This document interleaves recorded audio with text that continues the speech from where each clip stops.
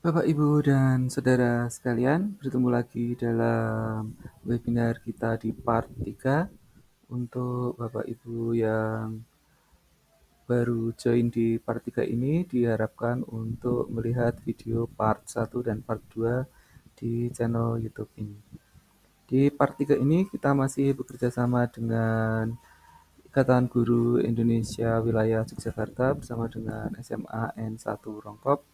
Kami dari komunitas praktisi Teacher for Better Education PMM. Di part 3 ini kita akan membahas tentang implementasi KKTP dalam modul ajar atau RPP.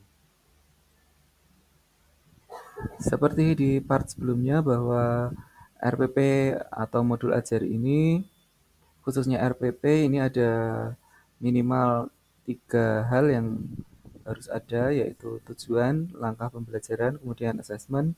Untuk modul ajar dari 3 ini ditambah media. Jadi di modul ajar ini minimal ada 4.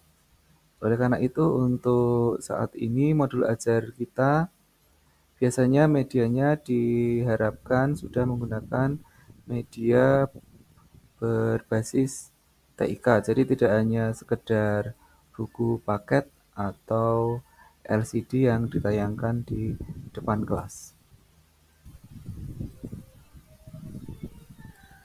Pada part sebelumnya sudah kita singgung bahwa pendidik dapat menggunakan backward design yang dibuat oleh Wiggins dan Tige tahun 2005, yaitu merencanakan pembelajaran memulai terlebih dahulu dengan mengidentifikasi hasil atau result apa yang ingin dicapai oleh peserta didik.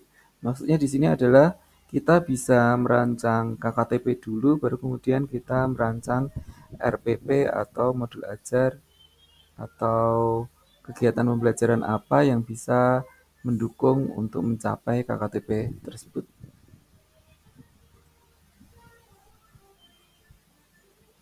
Baiklah, kita mulai dari awal mengaplikasikan KKTP dalam modul ajar. Tentunya dimulai dari Surat Keputusan Kepala Badan Standar Kurikulum dan Asesmen Pendidikan Kemdikbud Ristek nomor 032/HKR 2024 tentang capaian pembelajaran, di mana di sana sudah dibuatkan capaian pembelajaran oleh pemerintah, tinggal kita ambil, kemudian kita tempatkan dalam tabel supaya kita tidak bolak-balik ke salinan keputusan Kabadan tersebut. Misalnya di sini ada CP di fase F tentang pemahaman kimia. Di pemahaman kimia ini, CP-nya peserta didik memiliki kemampuan memahami konsep mol dan stoikiometri dalam menyelesaikan perhitungan kimia, ikatan kimia dalam kaitannya dengan interaksi antar partikel materi dan sifat materi, teori tumbukan antar partikel materi sebagai dasar konsep laju reaksi, dan seterusnya, seterusnya, seterusnya. Di sini ada 2 warna, yang pertama hitam dan kedua merah. Ini kami maksudkan yang hitam ini adalah dipelajari di semester 1 atau di semester gasal, sedangkan yang merah adalah materi-materi yang dipelajari di semester genap. Untuk contoh kita kali ini, kita ambil teori tumbukan antar partikel materi sebagai dasar konsep laju reaksi. Jadi kita ambil tema ini untuk contoh KKTP nanti. Seperti yang sudah disinggung sebelumnya bahwa membuat RPP itu minimal ada 3 hal, membuat modul ajar minimal ada 4 hal sesuai buku panduan pembelajaran dan asesmen yang diterbitkan oleh Kementerian Pendidikan Kebudayaan, Riset dan Teknologi. Dari sini kemudian kita membuat tujuan pembelajaran. Tujuan pembelajaran ini dibuat berdasarkan CP yang tadi kita analisis. Jadi dari CP-CP ini kita bisa tahu topik-topiknya untuk mengetahui tujuan pembelajarannya. Misalnya di sini ada topik konsep mol, sehingga tujuan pembelajarannya adalah menjelaskan konsep mol. Kemudian menghitung stoikiometri kimia itu konsep uh, topik yang kedua. Sedangkan topik yang kita warna kuning tadi adalah menjelaskan laju reaksi atau topik keempat di semester Gasal.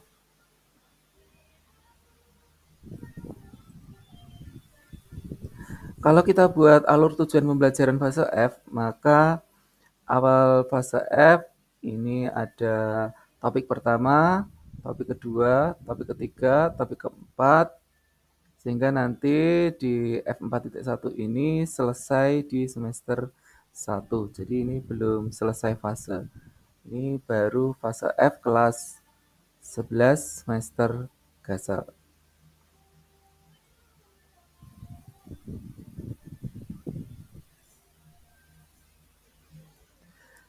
Jika kita buatkan modul ajarnya, maka dapat kita buat seperti ini.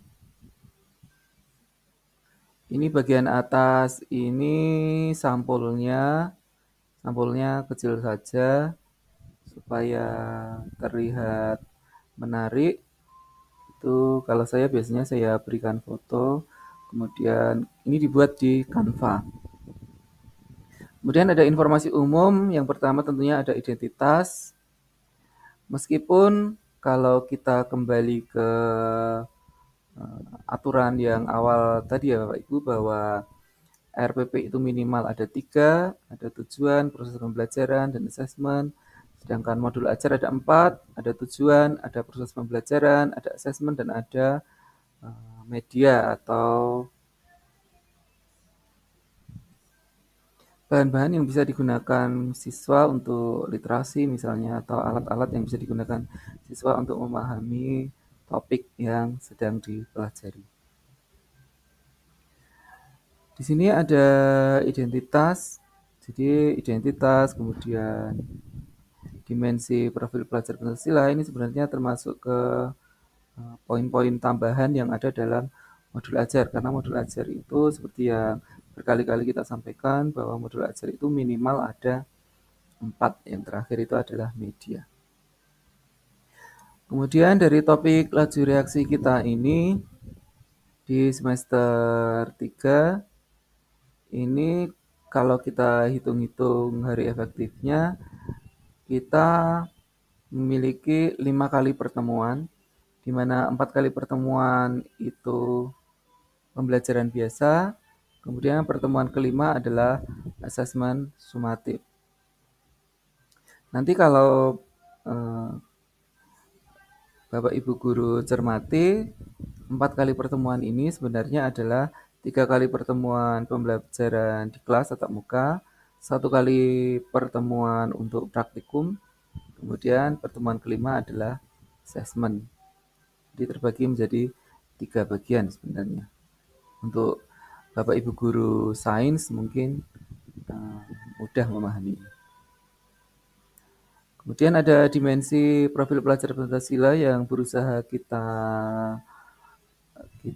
biasakan di sini yaitu bergotong royong dan bernalar kritis. Masih di modul ajar ada kompetensi awal. Jadi kompetensi apa yang harus dimiliki peserta didik sebelum mereka masuk ke pembelajaran topik kita kali ini. Tentunya adalah materi yang sudah dipelajari pada topik sebelumnya. Jadi peserta didik ini diharapkan sudah menguasai tentang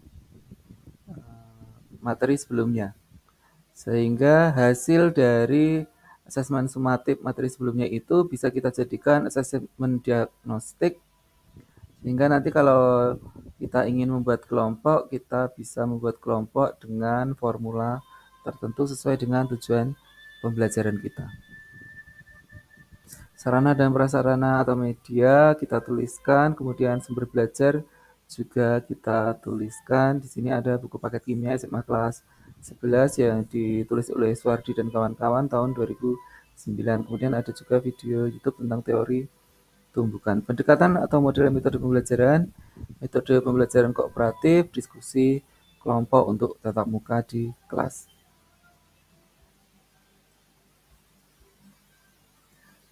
Masih di modul ajar, di sini juga diminta untuk menuliskan kompetensi inti, di mana CP-nya kita tuliskan, keterampilan prosesnya juga kita tuliskan, karena nanti ada praktikum di pertemuan ketiga. Lalu aspek-aspek apa saja yang ada dalam topik kita? Di sini ada aspek faktual atau fakta, adalah contoh atom karbon dalam kehidupan sehari-hari. Kemudian sebenarnya yang fakta ini ada banyak, tapi kita tuliskan hanya satu dua saja. Kemudian konseptualnya, teori tumpukan, laju reaksi. Kemudian proseduralnya, prosedur dalam hitungan penentuan laju reaksi, kemudian cara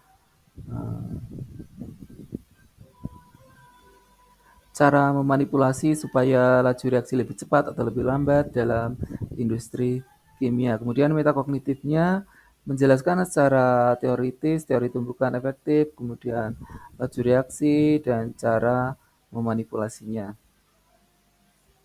Selanjutnya tujuan pembelajaran yang tadi di awal, CP, kemudian tujuan pembelajaran ini, topik laju reaksi kita jabarkan menjadi beberapa tujuan pembelajaran. Istilahnya sama ya, mungkin nanti agak membingungkan tujuan pembelajaran.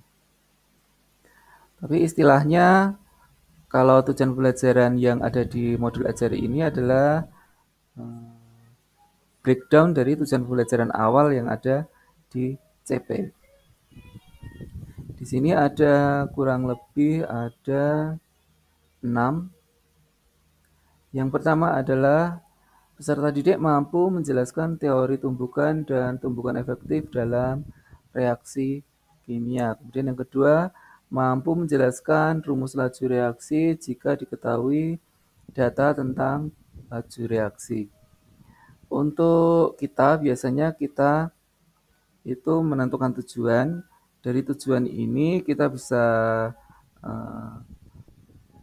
membuat rencana pembelajaran berdasarkan tujuan. Misalnya di sini nomor 1 dan 2 ini bisa kita jadikan satu modul ajar, satu pertemuan dalam modul ajar. Kemudian yang ketiga juga dapat kita jadikan dengan yang keempat menjadi satu pertemuan dalam modul ajar dan seterusnya. Itu biasanya kita seperti itu. Tapi kalau menurut backward design yang awal tadi kita singgung, kita bisa membuat modul ajar atau RPP itu berdasarkan dari KKTP yang kita buat di awal, baru kemudian kita menyusun rencana pembelajaran seperti apa yang bisa dipakai untuk mencapai KKTP tersebut. Tapi umumnya kita biasanya menentukan tujuan dulu, setelah itu baru merancang pembelajaran. KKTP-nya kita belum terbiasa membuat rencana pembelajaran berdasarkan KKTP. Baiklah, di sini tujuan pembelajaran ada kurang lebih ada 6. Kemudian ada juga pertanyaan pemantik di awal pertemuan pertama dan kedua, atau pertemuan ketiga juga bisa menggunakan pertanyaan pemantik jika Bapak Ibu menginginkan, tapi menurut hemat kami biasanya di pertemuan pertama dan kedua saja kita yang menggunakan pemantik untuk menuju ke topik yang kita inginkan. Tentu saja, misalnya di sini pertanyaan pemantik yang pertama adalah, pernahkah kalian memperhatikan ketika makanan di lemari es lebih awet dibandingkan makanan di luar lemari es? Mengapa demikian? Nah, di sini ada pertanyaan pemantik dan kita harus menyiapkan juga jawaban dari pertanyaan pemantik ini.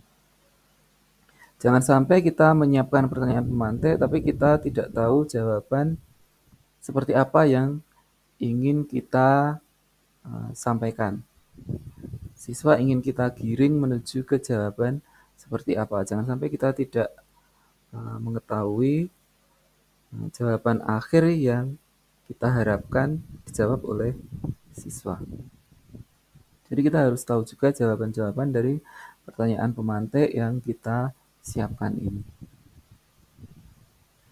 Lanjut di kegiatan pertemuan pertama. Seperti biasanya di pertemuan pertama ini kurang lebih 10 menit di awal ada persiapan. Di sana ada salam, kemudian menanyakan kabar, doa, presensi, menyiapkan peserta didik dengan menanyakan apakah mereka sudah siap dengan mapel kimia dan sebagainya. Kemudian ada juga persepsi, kita sedikit mengingat kembali kepada materi sebelumnya, lalu dilanjut ke pertanyaan pemantik yang sudah kita siapkan di awal tadi.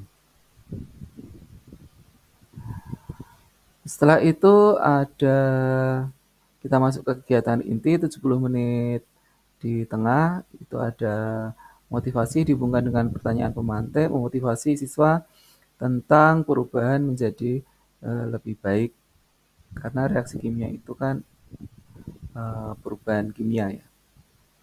Selanjutnya ada tujuan maupun menjelaskan teori tumbukan dan tumbukan efektif dalam reaksi kimia. Di sini ada media berbasis platform YouTube. Bisa kita siapkan. Lalu ada juga link bacaan Google Sheet yang sudah kita siapkan dengan bantuan Gemini AI. Jadi kita buatkan Google Sheet untuk para siswa literasi dan media-media lain yang mungkin bisa Bapak Ibu gunakan.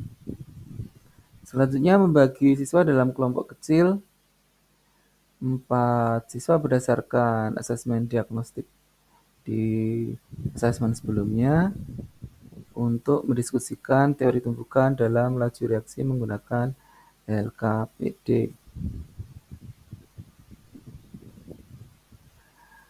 Selanjutnya membimbing kelompok belajar, guru keliling memantau jalannya diskusi, kemudian presentasi, lalu memberikan penghargaan, dan seterusnya.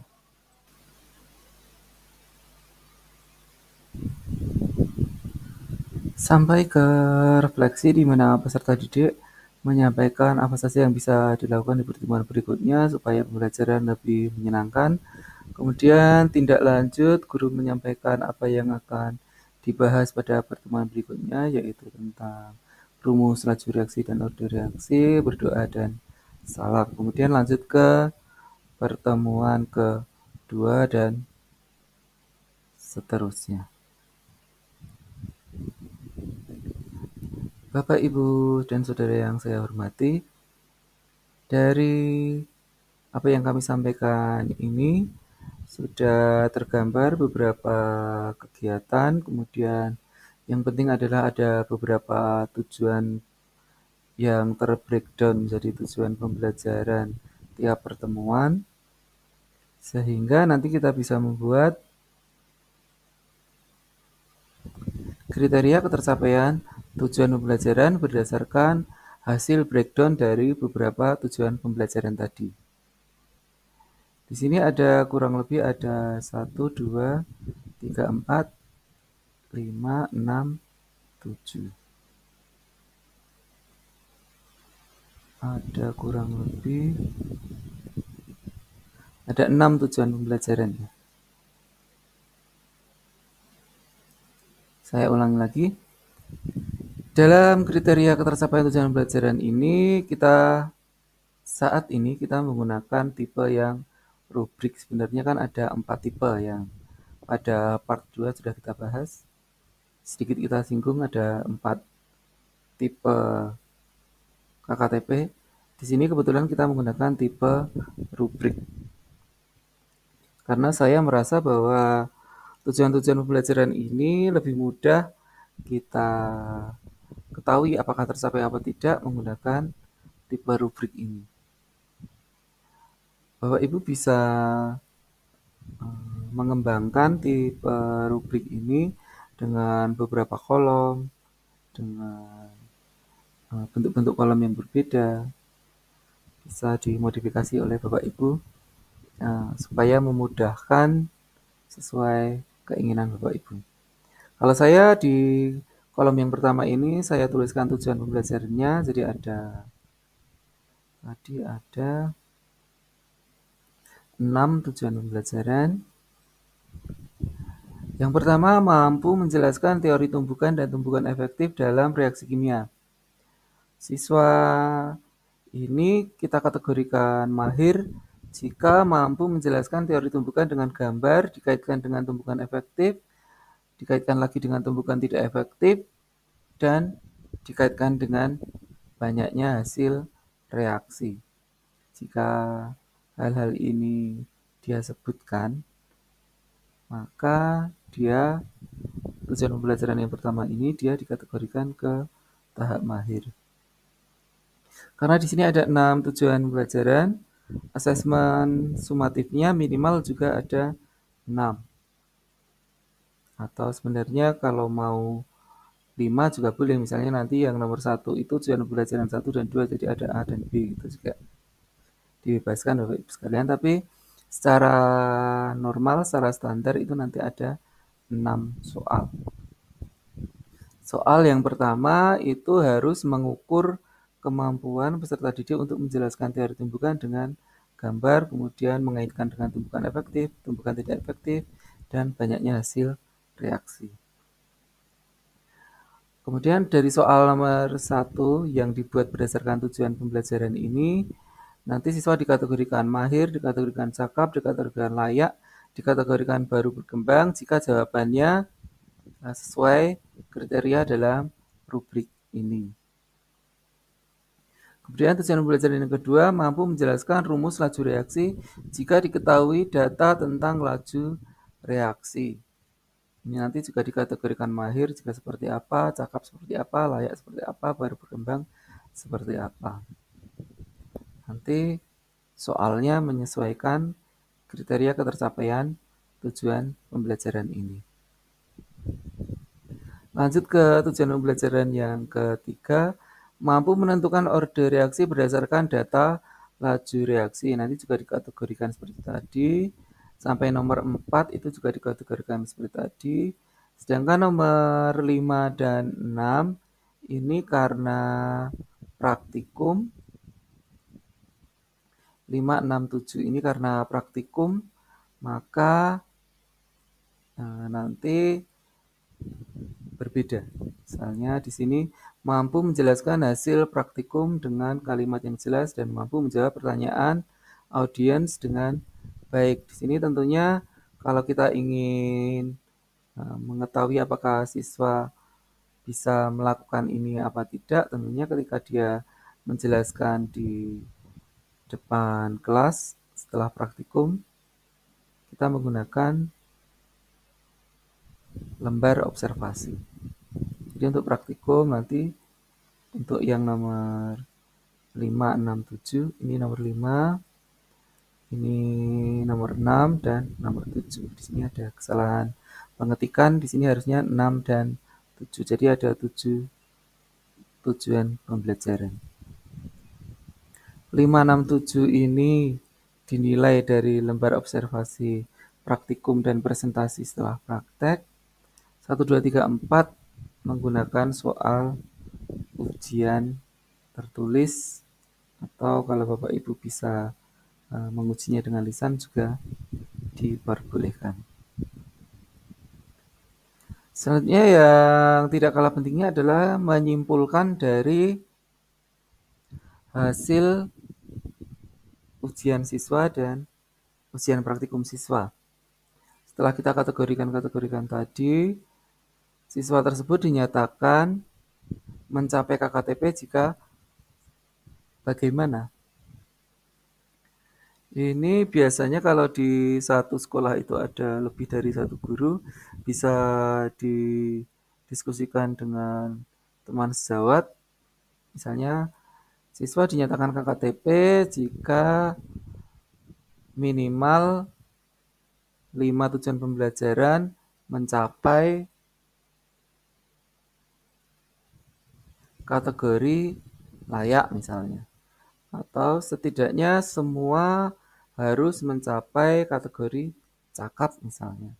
Dan sebagainya nanti didiskusikan dengan teman sejawat. Kalau tidak ada teman sejawat berarti diputuskan sendiri berdasarkan pengalaman Bapak Ibu sekalian. berdasarkan kesulitan soalnya, kesulitan pembelajarannya, dan sebagainya. Kebetulan di sini siswa dinyatakan mencapai KKTP jika maksimal satu kriteria dalam rubrik dinyatakan baru berkembang. Jadi kalau ada dua tujuan pembelajaran yang menyatakan baru berkembang, berarti siswa tersebut belum mencapai KKTP. Karena di sini maksimal satu saja yang baru berkembang, yang lain boleh bebas. Ini untuk menyimpulkan apakah siswa tersebut mencapai KKTP atau tidak. Saya ulangi lagi, untuk kali ini di bagian ini, di bagian kesimpulan ini sebenarnya bebas menentukan kriteria seperti apa yang menyatakan bahwa siswa tersebut mencapai KKTP atau belum mencapai KKTP, didiskusikan dengan teman sejawat. Kebetulan di sini dinyatakan siswa mencapai KKTP jika maksimal satu kriteria dalam rubrik dinyatakan baru berkembang. Jadi kalau ada satu di antara 7 ini siswa tersebut dinyatakan baru berkembang, maka dia sudah dinyatakan mencapai KKTP. Jika ada 2 dari 7 tujuan pembelajaran ini siswa dinyatakan baru berkembang, berarti salah satu harus diremedi. Remedi itu seperti yang kami sampaikan di part sebelumnya, bahwa meremedi siswa itu tidak hanya memberikan soal untuk dikerjakan, tapi diharapkan kita membiasakan meremedi siswa itu. Misalnya di sini tujuan pertama dan kedua dinyatakan baru berkembang, kita tawarkan kepada siswa di tujuan yang pertama atau keduakah yang dia ingin remedi. Karena di sini maksimal satu kriteria baru berkembang. Jadi salah satu boleh baru berkembang. Jadi dia harus menaikkan status dia dari baru berkembang menjadi layak atau atasnya. Lalu kita tanyakan kira-kira supaya dia mencapai tujuan pelajaran itu, apa yang harus dia lakukan. Nanti kalau dia tidak ada ide, berarti kita kasih ide apa yang harus dia lakukan. Misalnya ada peer teaching dengan teman sejawat, atau apakah dia harus literasi kembali beberapa materi menggunakan platform YouTube atau Google Site atau Gemini AI dan sebagainya.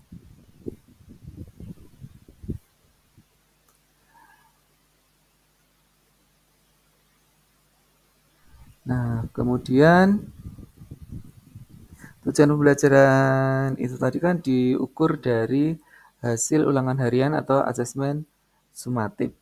Untuk soal ini atau untuk topik ini seperti itu. Untuk topik-topik yang lain mungkin nanti berbeda-beda. Ada yang praktikum, ada yang project, ada yang penugasan, ada yang belajar mandiri karena dianggap materinya non esensial dan sebagainya. Setelah itu kita coba cermati aplikasinya dalam daftar nilai Excel. Di daftar nilai Excel misalnya kita ada siswa A nilainya sekian sekian sekian, kemudian nanti ada deteksi kriteria, karena tadi kan kalau kedetek ada 2 yang belum berkembang, maka siswa tersebut harus remedial. Jadi kita menggunakan rumus Excel mencari tujuan pembelajaran mana yang masih dalam kriteria belum berkembang.